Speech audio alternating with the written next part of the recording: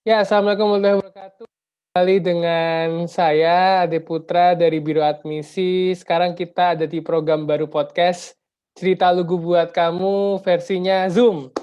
Kenapa versi Zoom? Karena sebagai kampus berwawasan kesehatan kita mempraktekkan yang namanya protokol kesehatan.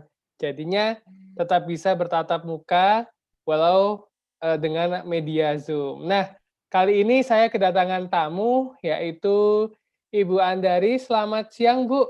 Siang apa pagi ya? Siang ya ini ya? Iya, siang. Ya, Assalamualaikum Mas Ade. Terima kasih undangannya. waalaikumsalam.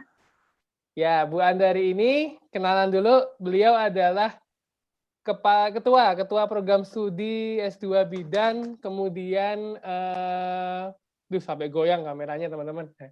Kemudian pendidikan terakhirnya jauh di Inggris, di University of Leeds, UK. Ini UK itu United Kingdom beneran ya, Bu ya? Ya, United Kingdom beneran. Ya Allah, saya belum pernah keluar negeri loh, Bu. Jenengan udah sampai situ. Nah, kemudian beliau juga menjabat Scientific Committee International Confederation of Midwife. Ini berarti sesuatu yang bukan main-main, teman-teman, karena kok kayaknya namanya sangat mengerikan. Dalam artian mengerikan berarti ini sangat-sangatlah eksklusif, dan Unisa Yogyakarta bersyukur punya Ibu Andari. Kemudian beliau juga anggota Kolegium Kebidanan, Divisi Penelitian dan Pengembangan Keilmuan. Nanti kita bahas satu-satu ya, apa itu kolegium dan sebagainya. Kemudian beliau juga konsultan JHP IGO pada Project Incorporate Postpartum Family Planning pada kurikulum pendidikan bidan. Nah, itu sedikit dari panjangnya ceritanya Ibu, data dirinya Ibu kalau dibacain bisa nge-zoom 3 kali kita kayaknya ya. Jadi nggak tahu. Hari ini kita berbicara tentang S2 Bidan. Kita kenalan dengan prodi S2 Bidan yang kita awali dengan pertanyaan mendasar, yaitu, Bu, emang kalau sekarang mahasiswa itu harus menempuh pendidikan sampai S2 atau enggak sih untuk secara umum gitu? Ya, oke, baik. Terima kasih Mas Ade. Eh, Kenalannya ini ya panjang sekali dan sebenarnya Panjang. saya tidak sehebat itu ya. Apa namanya, tapi ya saya selalu doing my best dalam hidup saya, semoga nanti juga bisa bermanfaat untuk institusi Unisa begitu. Amin. Baik, pertanyaannya adalah kenapa sih kok seseorang itu harus sekolah tinggi gitu ya Mas ya, atau Ya. kenapa harus orang itu harus menempuh S2, S3 gitu ya Mas ya? Iya. Kalau nggak salah pertanyaannya ya. Jadi sebenarnya menurut saya bahwa menuntut ilmu itu adalah anjuran yang baik ya. Baik agama apapun, suku apapun itu kan tidak mempunyai konsep tidak mempunyai konsep untuk pengikutnya supaya nggak pinter gitu kan. Semuanya kan pasti mempunyai anjuran bahwa penganutnya itu diminta untuk belajar, diminta untuk membaca, diminta untuk menuntut ilmu. Nah, sebenarnya hal yang pertama dan mendasar itu. Itu ya, sebagai pribadi, sebagai manusia itu kita harus selalu memotivasi, harus selalu berusaha untuk mengupgrade ilmu kita. Nah, salah satunya adalah dengan menempuh pendidikan tentunya ya. Itu. Kemudian dengan kita menempuh pendidikan lebih tinggi dan lebih tinggi lagi itu juga akan mempunyai dampak yang positif tidak hanya bagi kita sendiri tetapi bagi lingkungan di sekitar kita, untuk masyarakat umum juga begitu. Karena apa? Karena itu juga janji Tuhan ya, janji Allah. Kalau saya seorang Muslim ya, bahwa Ya. seorang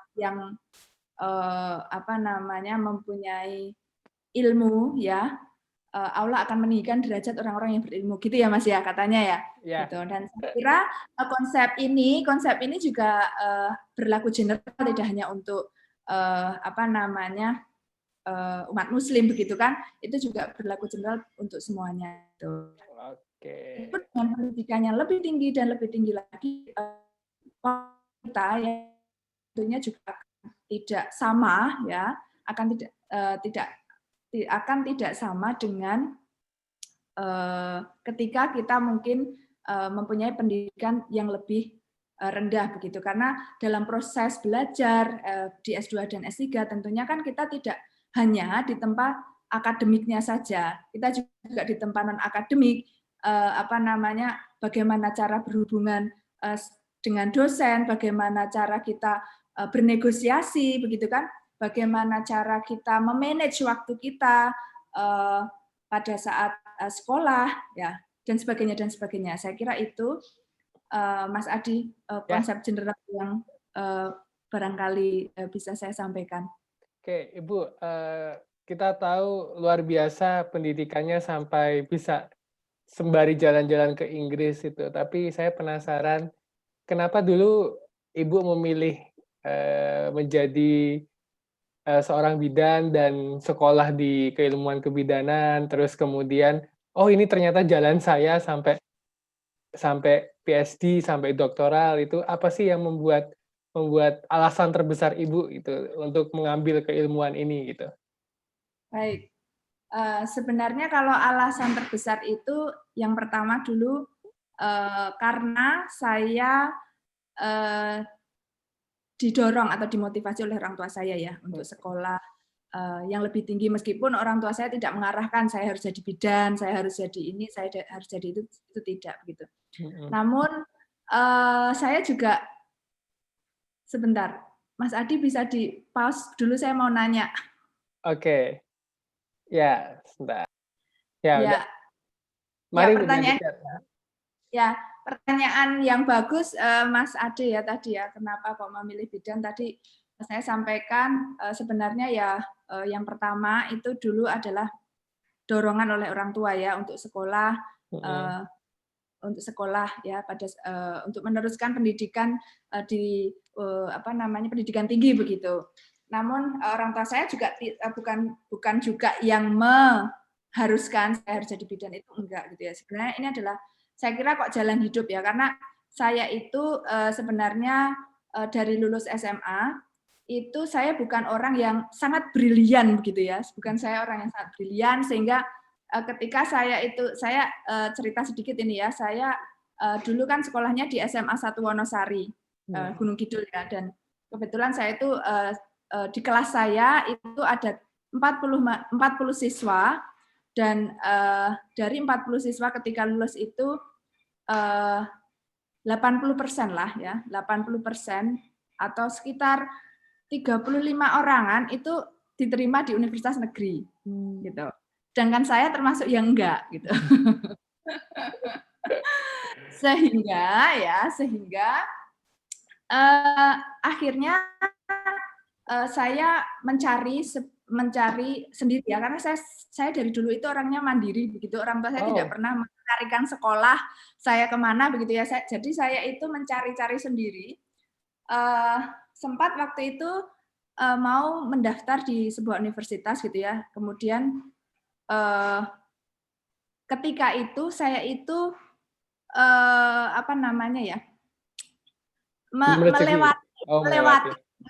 melewati PKU itu loh Mas. Saya kan jalan-jalan ke Malioboro ya. Saya itu melewati PKU itu, dan saya baru terpikir kenapa saya nggak sekolah di bidan begitu. Nah akhirnya saya cari-cari informasi itu, kebetulan juga di rumah sakit PKU itu, di mana sekolah bidan itu di mana ya begitu kan, di rumah sakit itu adalah pikiran anak SMA waktu itu. Nah, akhirnya diarahkan ke Stikes Aisyah ya saat itu, dan disampaikan bla bla bla bla. Dan waktu mau daftar itu saya juga have no idea loh Stikes Aisyah itu seperti apa. Tetapi ternyata ya itulah jalan saya, dan saya sangat bersyukur sekali ya kenapa dulu Allah menuntun saya untuk sampai ke rumah sakit PKU itu, sampai saya mendaftar di Stikes Aisyah pada saat itu ya. Bidanan waktu itu ya, saya kan dari D3 Bidanan, dan alhamdulillah saya merasa bahwa saya merasa enjoy pendidikan bidan begitu. Karena dulu waktu SMA itu saya termasuk orang yang merasa sulit untuk belajar gitu. Wow. Nah, sulit untuk belajar gitu, sehingga makanya ini tadi ya, hasilnya saya termasuk 5 yang tidak diterima di universitas negeri tadi ya. Nah, Sama dengan saya dong, Bu. Saya juga nggak diterima di negeri dan komunikasi juga kebetulan saya ilmunya komunikasi. Dulu saya bukan favorit di situ gitu kan. Favoritnya di keilmuan lain gitu kan.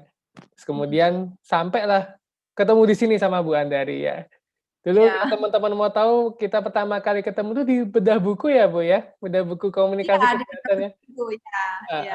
Itu saya masih muda, jadi nggak setua ini teman-teman. Kalau Bu Andari kayaknya awet. Awet Nah tua ya. nah kemudian Bu, ini Hmm, kan, loh kalau saya ambil S2 bidan nanti kerjanya apa ya? Gitu kan. Eee, mhm, karena kan kalau setahu saya nih, koreksi kalau nanti saya salah Bu, bidan kan ilmunya lebih banyak ke praktek ya, gitu. Kalau hmm. jadi S2 bidan itu nanti gimana nih gitu, mungkin mungkin bisa memotivasi jadi teman-teman nggak harus lewat PKU juga gitu kan, tapi tahu dari kita gitu. Ya Ya, monggo, Bu.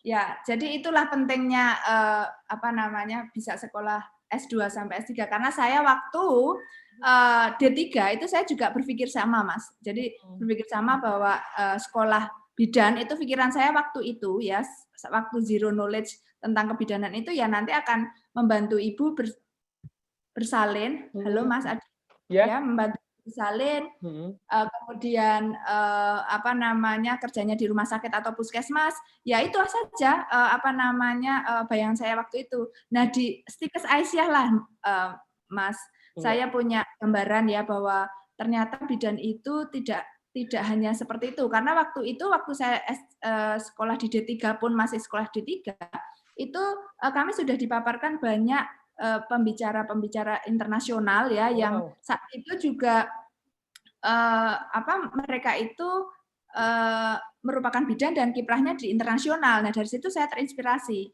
Nah, oleh karenanya waktu itu, masih D3 bidan ya, dan kenapa ini S2 bidan itu juga, eee, Penting. penting gitu ya, penting karena mungkin teman-teman, dulu di pendidikan sebelumnya D3 atau D4 itu juga akan mempunyai bayangan yang sama bahwa pendidikan bidan itu, ya nanti larinya ke rumah sakit ataupun, Klinik ya, Bu, mana ya biasanya? itu. Tapi ternyata tidak, bahkan bidan itu, peluangnya ya tidak hanya di dalam negeri ya, tetapi di luar negeri itu mereka juga bisa, apa namanya, bisa bekerja di sana begitu. Mhm. Misalnya, eee, apa itu baru S1, D3 dan S1 ya, lulusan D3 dan S1 itu mereka bisa bekerja di internasional, NGO ya, kayak misalnya JICA, kayak Mhm. misalnya, mana itu, eee WHO ya, WHO, kemudian dia juga bisa misalnya di UNFPA dan sebagainya, karena banyak rekrutmen itu dia meminta itu, expert yang, bidangnya itu maternal and child health ya.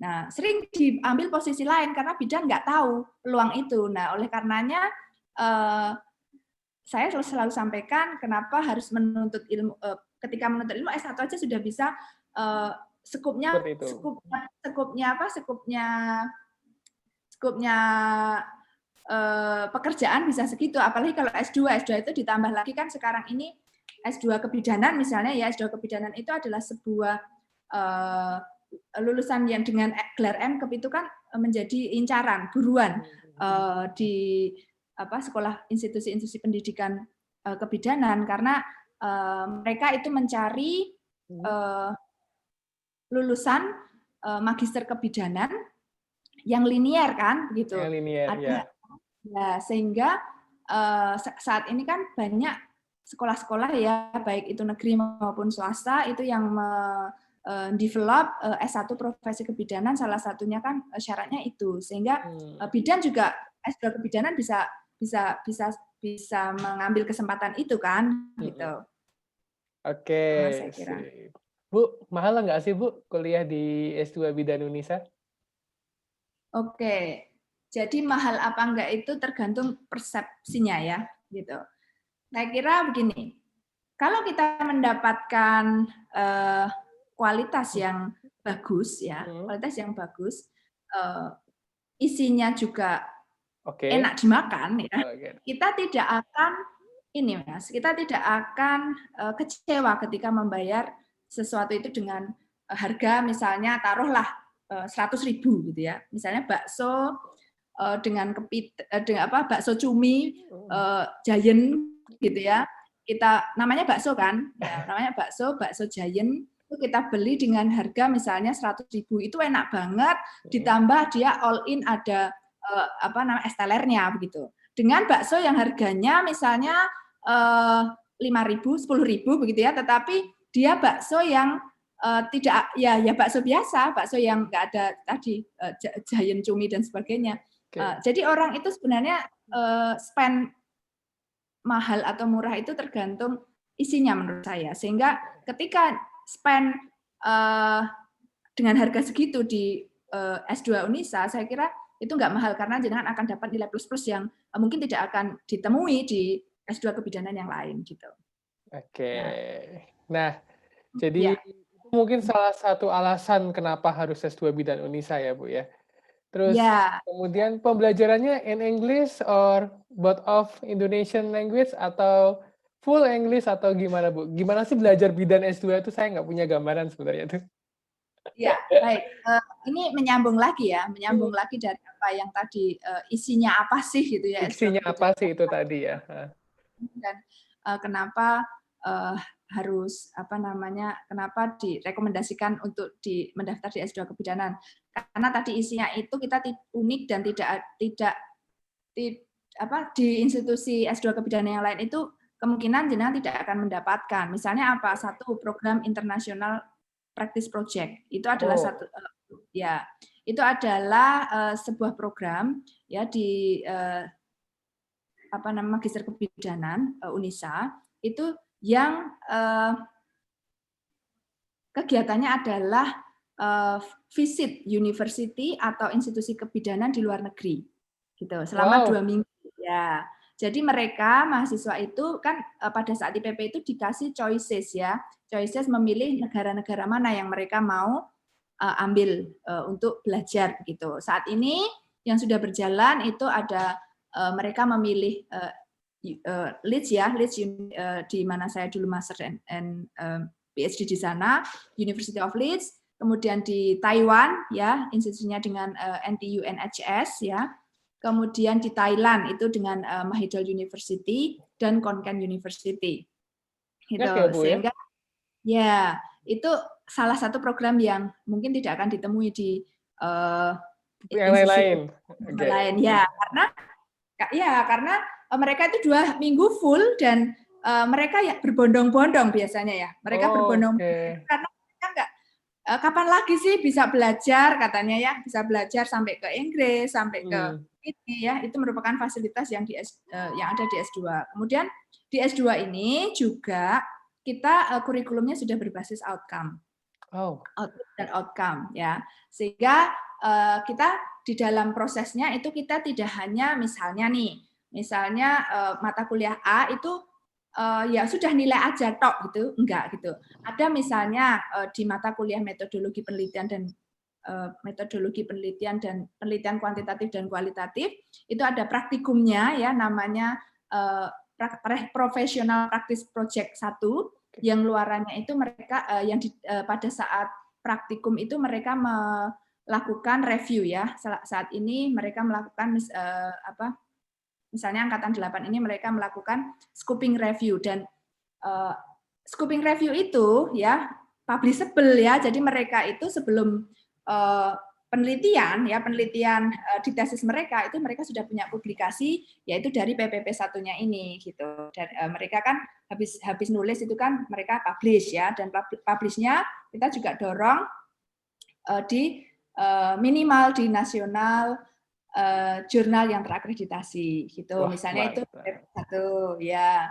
Kemudian nanti PPP 2, kalau PPP 2 itu mereka kan merupakan salah satu praktik dari mata kuliah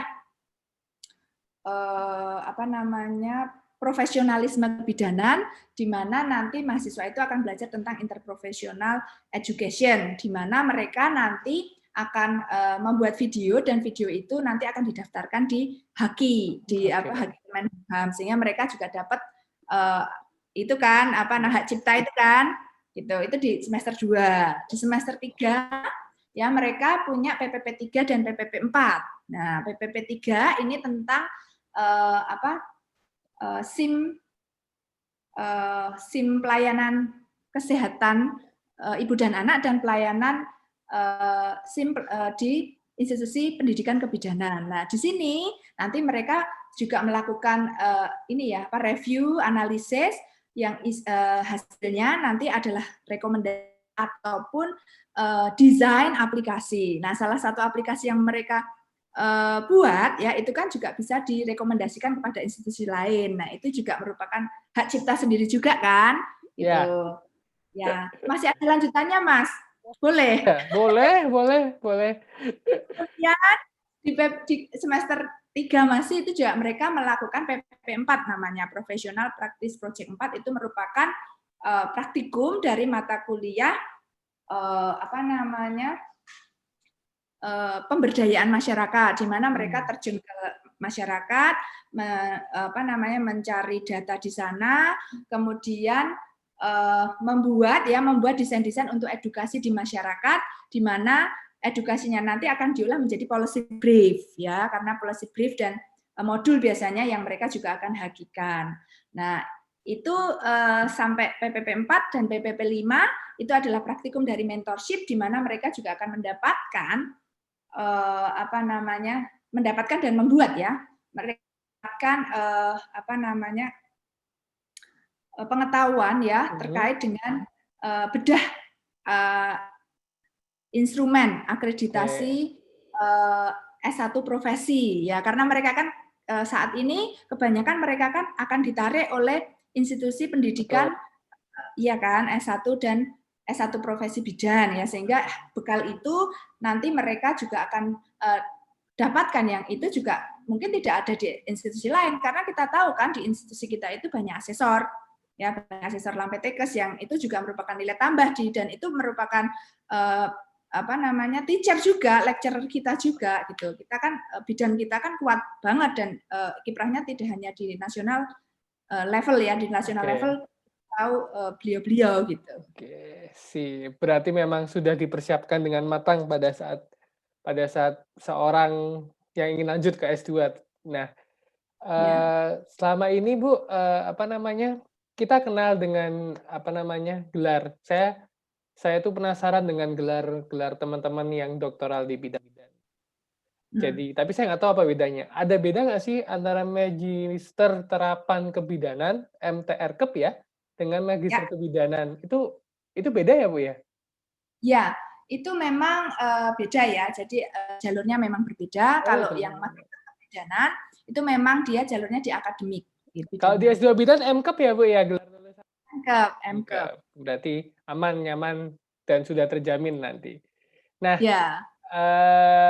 kemudian kita nggak perlu lama-lama karena nanti saya ingin teman-teman lebih penasaran gitu kan, untuk mengulik gimana saya harus menghubungi, siapa harus saya menghubungi untuk tahu informasi tentang Magister Kebidanan Unisa Yogyakarta. Nah, terakhir Bu, pertanyaan terakhir, beri semangat dong pada teman-teman untuk melanjutkan studi ke Magister, kemudian memilih Magister Kebidanan Unisa, terutama yang cewek-cewek ya, kan saya nggak boleh masuk kan ya, karena cowok ya, jadi harus cewek-cewek. Nah, biar menjadi woman empowerment kalau sekarang bilang ya, karena ada filmnya Wonder Woman tuh, jadi mungkin relate ke sana, sosok seorang perempuan yang kuat di dunia nyata itu ya salah satunya melalui pendidikan ya, Bu, untuk sukses gitu. Monggo Bu, ada ajakan semangat, apalagi di masa pandemi seperti ini. Ayo ke Kebidanan Unisa S2. Baik, jadi bidan itu adalah profesi mulia, dan jadi bidan itu adalah profesi yang diakui tidak hanya di Indonesia tapi di dunia internasional.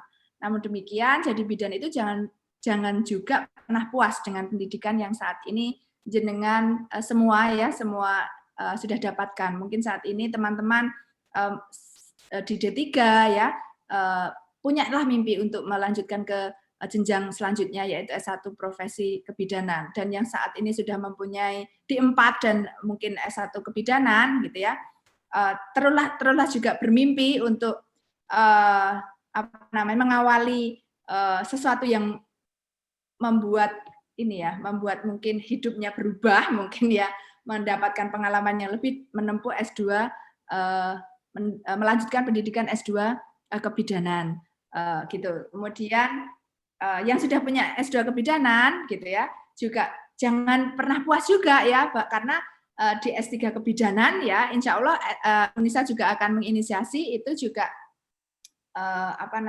teruslah untuk ke sana gitu. Dan